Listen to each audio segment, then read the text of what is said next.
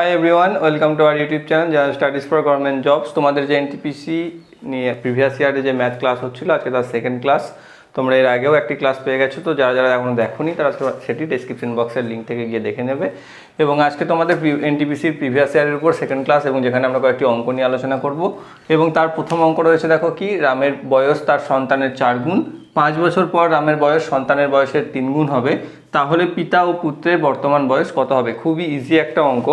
এটাকে তোমরা দু রকম মেথডে তুমি অঙ্কটাকে না করেই উত্তর করতে পারবে। যেভাবে কি, দেখো এখানে দেখো যে উত্তরগুলো দেওয়া রয়েছে 60 ও 15, 40 ও 10, 20 ও 5 আর 32 ও 8, সবগুলোতেই কিন্তু প্রথম শর্ত যেটা দেওয়া রয়েছে সন্তান এবং তার বাবা রামের বয়সের মধ্যে, সেটা দেখো ফলো করা হয়েছে। অর্থাৎ এখানে দেওয়া আছে রামের বয়স তার সন্তানের 4 গুণ।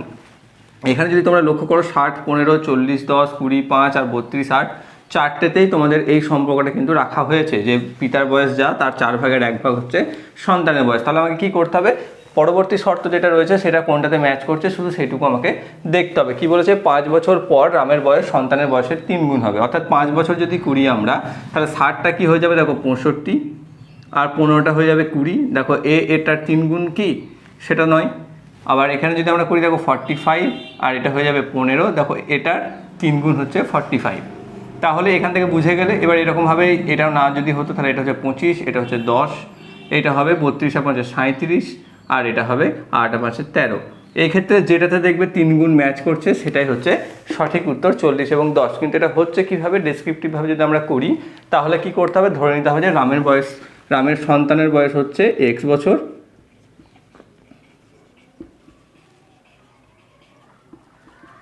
তাহলে রামের বয়স কত? 4x বছর।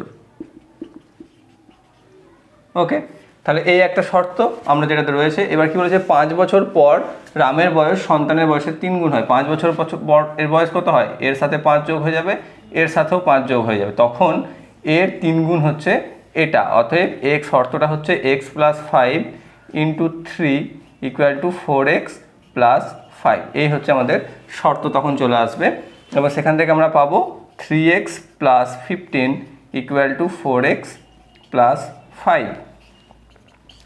বা এখান থেকে যদি 4x থেকে 3x বাদ দিই, x = 15 থেকে 5 ভাগ হয়ে যাবে 10। তাহলে x = আমরা 10 পেয়ে যাচ্ছি। তাহলে সন্তানের বয়স হচ্ছে 10, তাহলে পিতার বয়স তার 4 গুণ হচ্ছে 40। এইভাবেও আমরা ডেসক্রিপটিভভাবেও উত্তরটা বার করতে পারি। কিন্তু যদি তোমরা ডেসক্রিপটিভভাবে খুব সময় কম থাকে, শিওর শর্ট এইভাবেও তোমরা করতে পারো যদি তোমাদের ডেসক্রিপটিভ না জরুরি হয়। তো অঙ্কগুলো যদি তোমাদের ভালো লেগে থাকে তাহলে অবশ্যই ভিডিওটিকে লাইক করবে এবং বন্ধুদের সাথে শেয়ার অবশ্যই করে দেবে। এবং চ্যানেলটিতে যদি তোমরা নতুন হয়ে থাকো তাহলে চ্যানেলটিকে সাবস্ক্রাইব করে রেখে বেল আইকনটিও প্রেস করে দিও, যাতে ভবিষ্যৎ ভিডিওর নোটিফিকেশন তোমরা সকলের আগে পেয়ে যাও। দেখো কি রয়েছে, একটি স্কুলে 2/3 অংশ ছাত্রের বয়স হচ্ছে 1 থেকে 12 বছরের মধ্যে। তার মধ্যে 3/4 অংশের বয়স 1 থেকে 8 বছরের মধ্যে। তাহলে ভগ্নাংশের হিসাবে 9 থেকে 12 বছরের মধ্যে যত ছাত্র রয়েছে তার পরিমাণ কত? অপশান রয়েছে 1/3 অংশ, 1/4 অংশ, 1/6 অংশ, 1/2 অংশ। তো এই অঙ্কগুলো তোমরা নিজেরাও করার চেষ্টা করতে পারো ভিডিওটিকে পজ করে দিয়ে। তো এটাকে আমাদের কী করে করতে হবে? এখানে দেখো কোনো টোটাল সংখ্যা বা ছাত্র সংখ্যা কিন্তু দেওয়া নেই। বলে দেওয়া আছে একটি স্কুলে 2/3 অংশ ছাত্রের বয়স হচ্ছে 1 থেকে 12 বছরের মধ্যে, 1 থেকে 12 বছরের মধ্যে, এবং তার মধ্যে 3/4 বয়স। এখানে তার মধ্যে যে কথাটা দেওয়া রয়েছে এটা তোমাকে একটু দেখতে হবে। অর্থাৎ 2/3 অংশের 3/4 বয়স হচ্ছে 1 থেকে 8 বছরের মধ্যে। তাহলে সেটা আমাকে সবার ফার্স্ট বার করতে হবে। তাহলে কত কী বার করবো আমরা? 2/3 যেটা রয়েছে 1 থেকে 12 বছর বয়স্ক অংশ, তার মধ্যে 3/4 বয়স হচ্ছে 1 থেকে 8 বছরের মধ্যে, অর্থাৎ এর 3/4 অর্থাৎ হচ্ছে 1/2 অংশ, যেটার বয়স হচ্ছে 1 থেকে 8 বছরের মধ্যে। কিভাবে? এই 3 3 কাটবে, এটাতে 2 এবং ওপরে পরে থাকবে 1, নিয়ে 1/2 অংশ আমরা পেয়ে যাচ্ছি। যে 2/3 অংশের মধ্যে 1/2 অংশ হচ্ছে 1 থেকে 8 বছরের মধ্যে। তাহলে 9 থেকে 12 বছরের মধ্যে হবে বাকি। তাহলে বাকি ছাত্র বা 9 থেকে 12 বছরের মধ্যে ছাত্র কি করে বার করব? মোট যেটা রয়েছে এখানে 2/3 বিয়োগ যেটা আমি পেলাম 1 থেকে 8 বছরের মধ্যে 3/4 অংশ 1/2, সেটা আমাকে বিয়োগ করতে হবে। বিয়োগ করলে আমরা কত পাবো? 6, 4, 3, অর্থাৎ 1/6 অংশ। ওকে, তাহলে কি হচ্ছে? সঠিক উত্তর হচ্ছে অপশন সি, যে একটি স্কুলে যদি 2/3 ছাত্রের বয়স 1 থেকে 12 বছরের মধ্যে হয় এবং তার 3/4 ছাত্রের বয়স যদি 1 থেকে 8 বছরের মধ্যে হয়, তাহলে 9 থেকে 12 বছরের মধ্যে ছাত্র রয়েছে 1/6। অপশন সি হচ্ছে এটির সঠিক উত্তর। পরবর্তী অঙ্ক দেখো, তোমাদের কি রয়েছে ক্যালেন্ডারের, যদি ক্রিসমাস পালন করা হয় রবিবার 2011 সালে, তাহলে 2012 সালে কোন দিন ক্রিসমাস পালিত হবে? এক্ষেত্রে দেখো আমাকে ক্রিসমাস আমরা কবে পালন করি? 25 ডিসেম্বর, ঠিক আছে, বা 22 ডিসেম্বর থেকে স্টার্ট করি এবং পরের বছর ডিসেম্বর অবধি। তাহলে 25শে ডিসেম্বর 2011 থেকে ধরি আমরা, 25শে ডিসেম্বর থেকে আবার পরের বছর 25শে ডিসেম্বর 2012, অর্থাৎ 2011 সালে এটি পালন করা হয়েছিল, যেটি হচ্ছে রবিবার। এটা বোঝানোর জন্য তোমাদেরকে করছি, অঙ্ক করার সময় এত কিছু প্রয়োজন হবে না, সেটা আমি পরে বলছি। তাহলে আমাকে বার করতে হবে 25 ডিসেম্বর 2012 এটা কী বার হবে। এবার যদি দেখো 25শে ডিসেম্বর 2011 সাল থেকে 25শে ডিসেম্বর 2012 সাল অবধি দিন সংখ্যা কত, তাহলে তোমাকে যেটা করতে হবে সেটা হচ্ছে 2012 হচ্ছে একটি লিপ ইয়ার, যেটি হচ্ছে 366 দিনে, এবং লিপ ইয়ারের ক্ষেত্রে কি হয়, ফেব্রুয়ারি মাসে একদিন বেড়ে যায়, অর্থাৎ 28 দিনের পরিবর্তে 29 দিন হয়, সেটা প্রত্যেকেই জানো। তখন কি হচ্ছে দেখো, সেই 29শে ডিসেম্বর ফেব্রুয়ারি যেটা আসছে সেটা কি এই দুটো ডেটের মধ্যে পড়ছে? দেখো এক্ষেত্রে পড়বে, ঠিক আছে, কারণ ফেব্রুয়ারি 2012 যেটা মাস, সেই মাসটা কিন্তু এই হিসাবটার মধ্যেই পড়ছে। তাহলে 25শে ডিসেম্বর 2011 থেকে 25শে ডিসেম্বর 2012 যেটা 1 বছর, সেটার সংখ্যা দিন সংখ্যা কত হবে? 366, ঠিক আছে। তাহলে এবার এটাকে কী করতে হবে, রবিবার দিন বলেছে 2011 সালে পড়েছে, তাহলে ক্রিসমাসে কি হবে সেটাকে তোমাকে 7 দিয়ে ডিভিশন বা ভাগ করতে হবে। 7 দিয়ে যদি আমরা ভাগ করি তাহলে দেখো কত পাচ্ছি আমরা,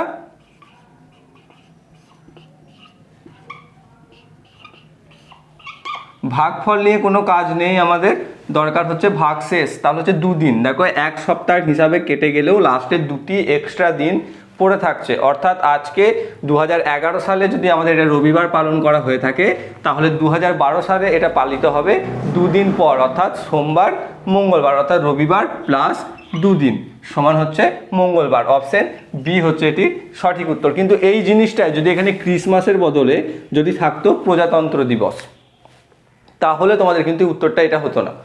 তার কারণ কি, প্রজাতন্ত্র দিবস আমরা কবে পালন করি?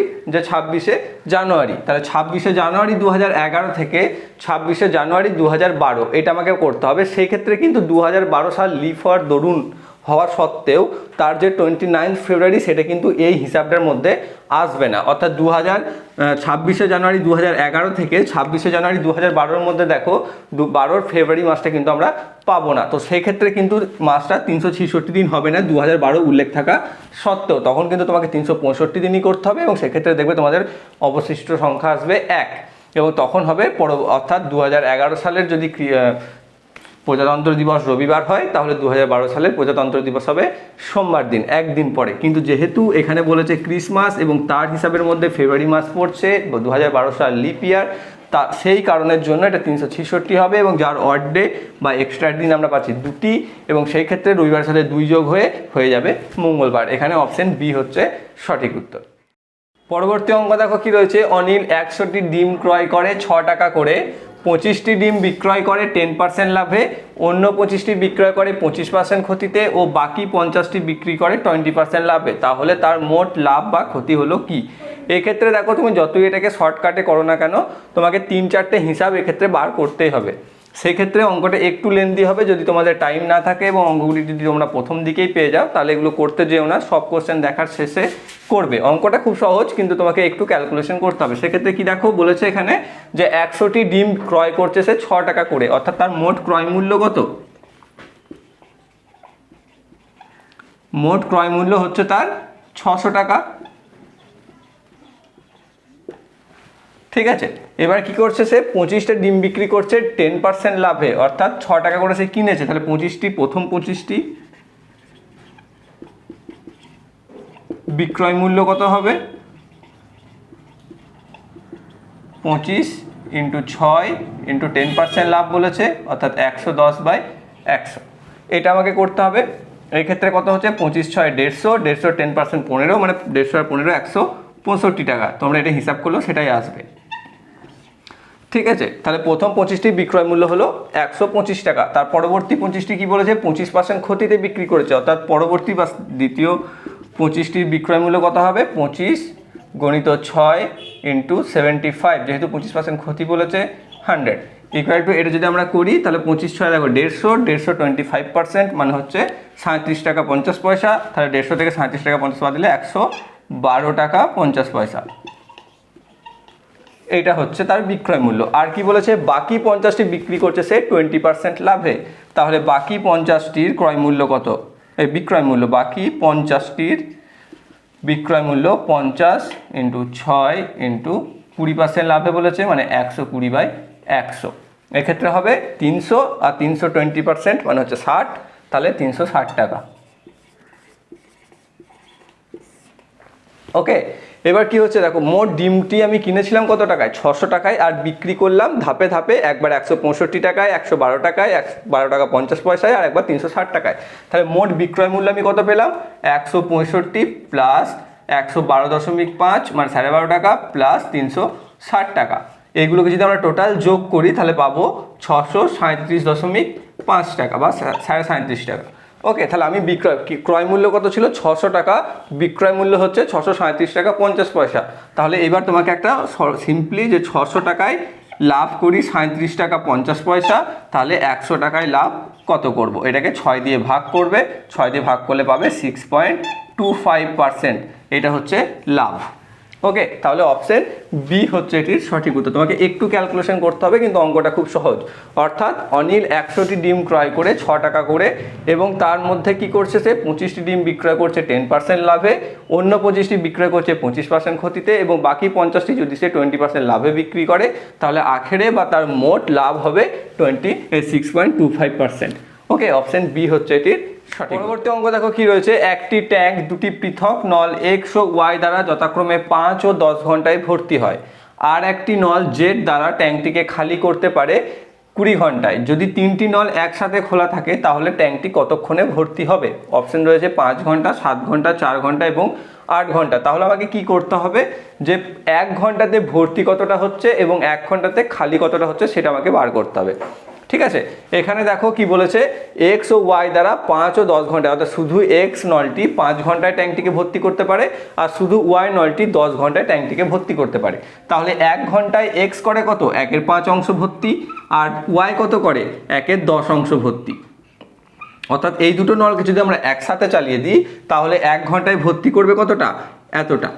তাহলে এই দুটোকে আমরা যদি যোগ করি, যোগ করে আমরা লসাগু পেয়ে যাব 10, তাহলে 2 + 1 = 3/10 অংশ। ঠিক আছে, এটা আমি পেলাম ভর্তি। এবার অপর একটি নল দেখো যে খালি করছে জেড, সে কি করছে, খালি করতে পারে 20 ঘন্টায়, অর্থাৎ 1 ঘন্টায় খালি করতে পারে কতটা, 1/20 অংশ। অর্থাৎ 3টি নলই যদি আমরা একসাথে চালিয়ে দিই তাহলে এক্স আর ওয়াই ভর্তি করছে 3/10 অংশ, সেই সময়েই জেড খালি করছে 1/20 অংশ। তাহলে মোট থাকছে কতটা, থাকছে এই ভর্তি থেকে খালিটা বাদ, অর্থাৎ 3/10 থেকে এটা বিয়োগ করতে হবে আমাকে।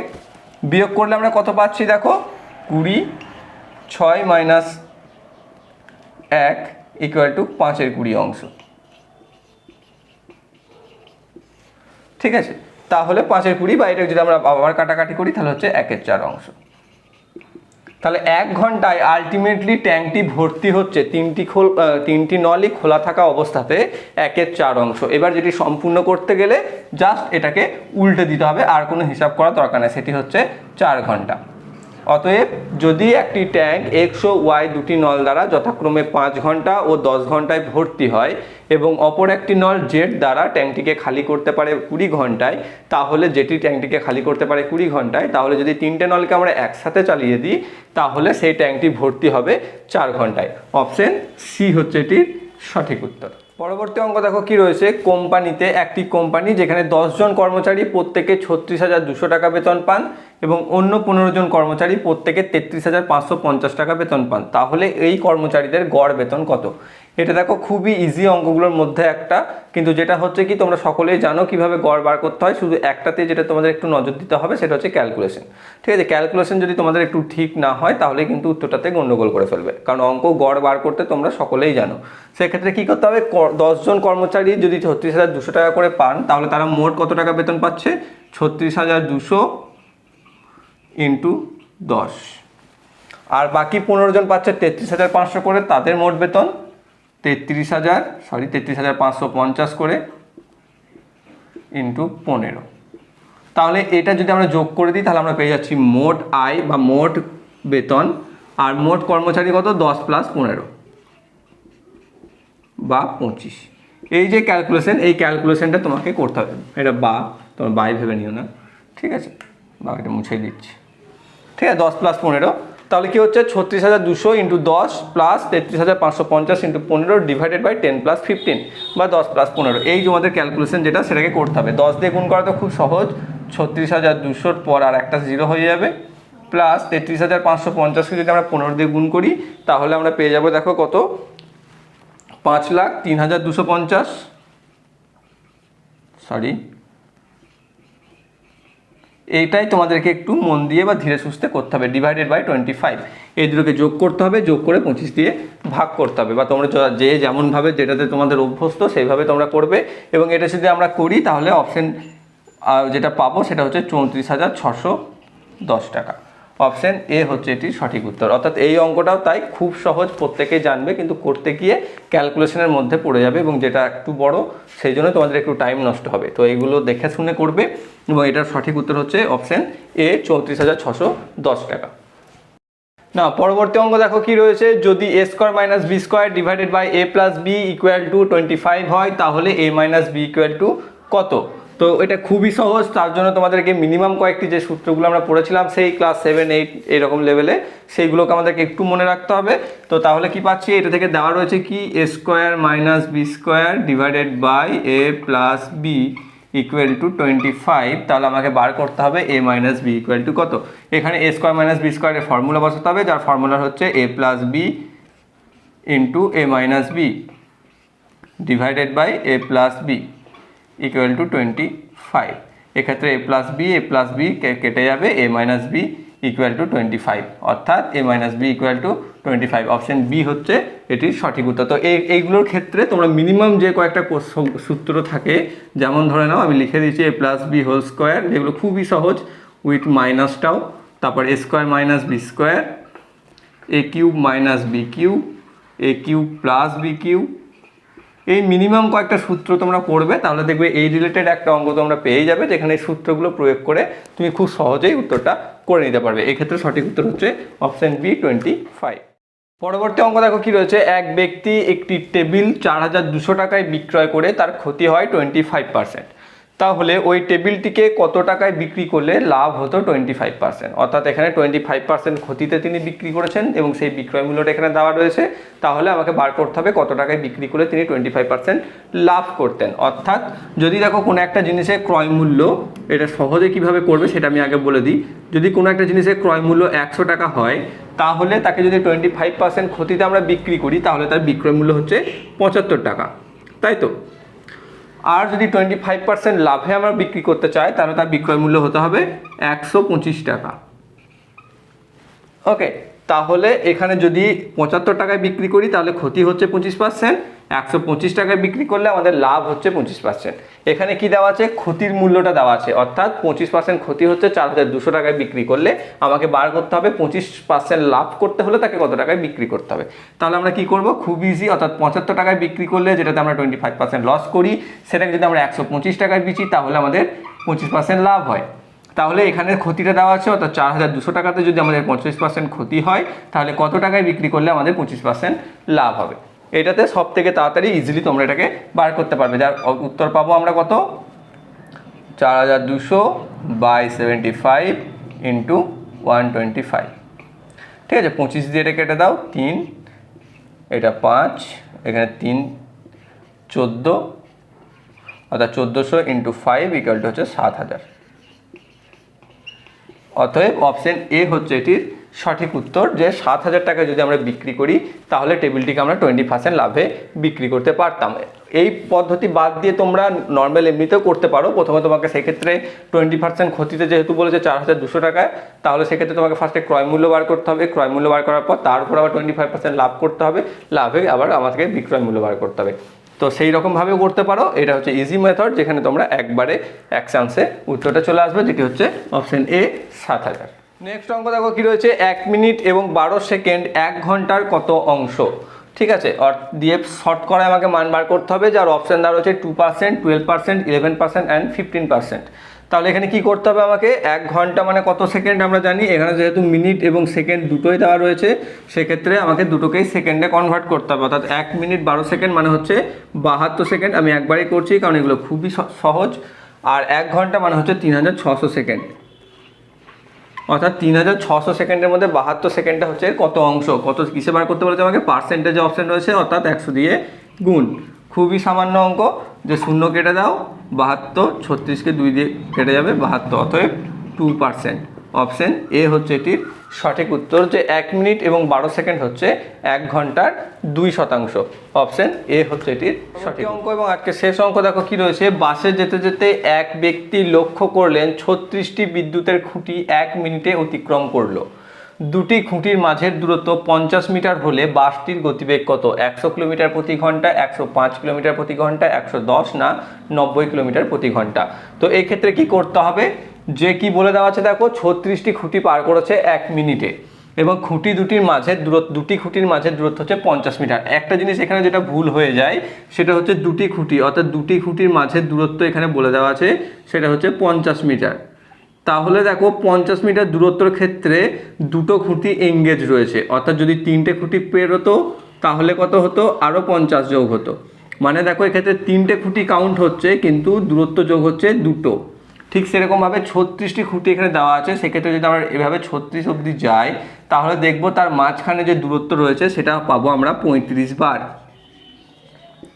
এটা তোমাকে একটু মাথায় রাখতে হবে। সেই ঘন্টার অঙ্ক তোমাদের মনে হয় মনে আছে, তো সেই রকমই অঙ্ক, যে এখানে কি বলেছে তারপর, যে 36টি খুঁটি যদি পার হতে হয় তাহলে তাকে যে দূরত্ব অতিক্রম করতে হবে, মাঝের দূরত্ব দেওয়া আছে, সেই দূরত্বটা মোট দূরত্ব হচ্ছে 50 × 35। 35 কেন করলাম, 1 কেন কম নিলাম, কারণ 36টা খুঁটি পার হতে গেলে আমাকে 35 বারই ওই দূরত্বটাকে অতিক্রম করতে হবে। কেন সেটা তোমাদেরকে বোঝালাম। যদি আমরা এইভাবে খুঁটিগুলো টানি তাহলে দেখো 5টা খুঁটি পেরোতে গেলে আমাকে মাঝখানে কটা দূরত্ব অতিক্রম করতে হচ্ছে, 4টে, অর্থাৎ একটা কম। তাহলে এখানে 35, আমরা যদি 50কে 35 দিয়ে গুণ করি তাহলে আমরা পাবো 1750 মিটার। ঠিক আছে, যেটা কি করছে সে 1 মিনিটে অর্থাৎ 60 সেকেন্ডে অতিক্রম করছে।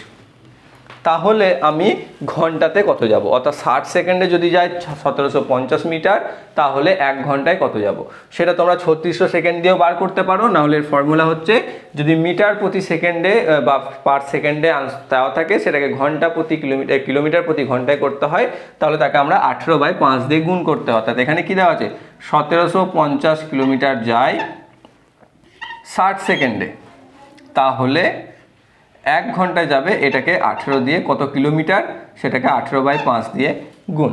তাহলে কি হবে, প্রথমে 0 0 কেটে যাবে, 6 দিয়ে দেখো এটাও কাটবে, 3 আর এটা 5 দিয়ে কাটবে, 5 3 15, 5 5 25, অর্থাৎ 35 × 3 সমান হচ্ছে 105 কিলোমিটার প্রতি ঘন্টা। অতএব যদি বাসে যেতে যেতে যে ব্যক্তি দেখেছিলেন যে তিনি 1 মিনিটে 36টি খুঁটি তার বাস অতিক্রম করছে, তাহলে সেই বাস এবং দুটি খুঁটির মধ্যে দূরত্ব যদি 50 মিটার হয়ে থাকে তাহলে বাসটি সেই সময় যে গতিবেগে ছিল সেটি হচ্ছে 105 কিলোমিটার প্রতি ঘন্টা। অপশন বি হচ্ছে এটি সঠিক উত্তর। তো আজকে তোমাদের এনটিপিসির প্রিভিয়াস ইয়ারের এই 10টি কোশ্চেন্স নিয়ে আজকে আলোচনা করলাম। আশা করছি তোমাদের প্রত্যেকের ভিডিওটি খুব ভালো লেগে থাকবে। যদি কোনো কোশ্চেন্স ডাউট থাকে বা অসুবিধা থাকে তোমরা সেটা কমেন্ট বক্সে অবশ্যই জানাবে, এবং চ্যানেল যদি তোমাদের ভালো লেগে থাকে এবং ভিডিওটি যদি ভালো লেগে থাকে তাহলে অবশ্যই সেটিকে লাইক এবং বন্ধুদের সাথে শেয়ার অবশ্যই করে দিও, এবং চ্যানেলটি নতুন হয়ে থাকলে চ্যানেলটিকে সাবস্ক্রাইব করে রেখে বেল আইকনটি প্রেস করে দিও, এবং প্রিভিয়াস ভিডিও দেখার জন্য তোমরা ডেসক্রিপশন বক্সে লিঙ্ক নিয়ে দেখে নেবে, লিঙ্ক থেকে দেখে নেবে, এবং থ্যাংক ইউ ফর ওয়াচিং।